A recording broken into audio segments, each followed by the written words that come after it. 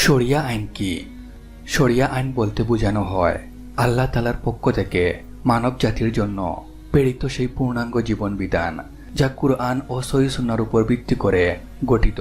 এটি শুধু আইন নয়, বরং একটি পূর্ণাঙ্গ জীবন ব্যবস্থা। এ প্রসঙ্গে মহান আল্লাহ বলেন, আজ আমি তোমাদের জন্য তোমাদের দিনকে পূর্ণাঙ্গ করে দিলাম, তোমাদের প্রতি আমার নেয়ামত সম্পূর্ণ করলাম এবং তোমাদের জন্য ইসলামকে দিন হিসেবে পছন্দ করলাম। সূরা আল মাইদা আয়াত ৩। উক্ত আয়াত দ্বারা প্রমাণিত হয় যে ইসলাম আল্লাহর নিখুঁত ও পূর্ণাঙ্গ বিধান, এর মধ্য থেকে কোনো কিছু বাদ দেওয়া যাবে না এবং নতুন কিছু সংযুক্ত করাও যাবে না। শরিয়ার মূল উৎস ৪টি: আল কুরআন, হাদিস বা সুন্নাহ, ইজমা ও কিয়াস।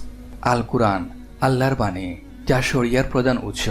এ প্রসঙ্গে মহান আল্লাহ বলেন, আর আপনি আল্লাহ যা নাজিল করেছেন সে অনুযায়ী বিচার নিষ্পত্তি করুন এবং তাদের খেয়াল খুশির অনুসরণ করবেন না।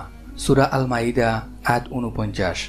উক্ত আয়াতে স্পষ্ট বলা হয়েছে আল্লাহর নির্ধারিত আইনেই বিচার করতে হবে। হাদিস বা সুন্নাহ, রাসূল সাল্লাল্লাহু আলাইহি ওয়াসাল্লামের কথা, কাজ ও অনুমোদনকে হাদিস বা সুন্নাহ বলা হয়। এ প্রসঙ্গে মহান আল্লাহ বলেন, তোমরা যদি কোনো বিষয়ে বিরোধে জড়াও তবে তা আল্লাহ ও রাসূলের দিকে ফেরত দাও। সূরা আন-নিসা আয়াত ৫৯। রাসূল সাল্লাল্লাহু আলাইহি ওয়াসাল্লাম এ প্রসঙ্গে বলেন, আমি তোমাদের মধ্যে দুটি জিনিস রেখে যাচ্ছি, তোমরা যদি তা আঁকড়ে ধরো কখনো পথভ্রষ্ট হবে না। আর তা হলো আল্লাহর কিতাব ও আমার সুন্নাহ। মুয়াত্তা ইমাম মালিক হাদিস ১৬৬১। অর্থাৎ কুরআনের আয়াত ও রাসূল সাল্লাল্লাহু আলাইহি ওয়াসাল্লামের হাদিস দ্বারা প্রমাণিত হয় যে সকল বিরোধ কুরআন ও হাদিস অনুযায়ী সমাধান করতে হবে। ইজমা, কুরআন ও সুন্নাহর ভিত্তিতে মুস্তাহিদ আলেমদের সর্বসম্মত সিদ্ধান্ত। এ প্রসঙ্গে রাসূল সাল্লাল্লাহু আলাইহি ওয়াসাল্লাম বলেন, তোমাদের মধ্যে যারা জীবিত থাকবে তারা বহু মতভেদ দেখবে, তখন আমার সুন্নাহ ও আমার হেদায়েতপ্রাপ্ত খলিফাগণের সুন্নাহ আঁকড়ে ধরবে। সুনান আত-তিরমিজি হাদিস ২৬৭৬। অর্থাৎ শরিয়া মানে রাসূল সাল্লাল্লাহু আলাইহি ওয়াসাল্লাম ও খলিফাগণের পথ অনুসরণ করা। কিয়াস বা তুলনামূলক সিদ্ধান্ত, সরাসরি কুরআন সুন্নায় কোনো হুকুম না পাওয়া গেলে অনুরূপ একটি বিষয় যার হুকুম স্পষ্ট আছে তার সাথে তুলনা করে হুকুম নির্ধারণ করাকে কিয়াস বলে।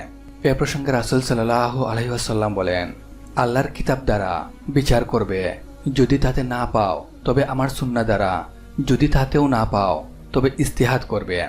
সুনান আবু দাউদ হাদিস ৩৫৯২। যদিও হাদিসটির বর্ণনা জয়ীফ বা দুর্বল। অতএব শরিয়া আইনের আওতায় রয়েছে আকীদা বা দ্বীন অর্থাৎ বিশ্বাস, ইবাদাত অর্থাৎ নামাজ, রোজা, হজ, যাকাত ইত্যাদি, মুআমালাত অর্থাৎ লেনদেন বা বাণিজ্য, মুআশারাত অর্থাৎ পারিবারিক জীবন ব্যবস্থা, উকুবাত অর্থাৎ অপরাধ ও শাস্তি, আখলাক অর্থাৎ নৈতিকতা ও চরিত্র গঠন। অতএব ইসলামী শরিয়া আইনের লক্ষ্য হল মানুষের দ্বীন, জীবন, বুদ্ধি, বংশ ও মর্যাদা রক্ষা করা। সুতরাং শরিয়ার আইন প্রয়োগ করতে হবে কুরআন থেকে, কুরআনে না পাওয়া গেলে হাদিস থেকে, আর সরাসরি কুরআন হাদিসে না পাওয়া গেলে তখন ইজমা বা কিয়াস করতে হবে। প্রথমেই ইজমা বা কিয়াস করা যাবে না।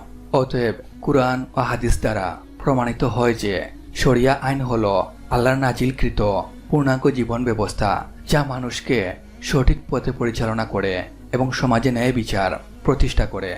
আল্লাহু আলম। মহান আল্লাহ যেন আমাদেরকে শরিয়া আইন বুঝার ও মানার তৌফিক দান করেন। আমিন।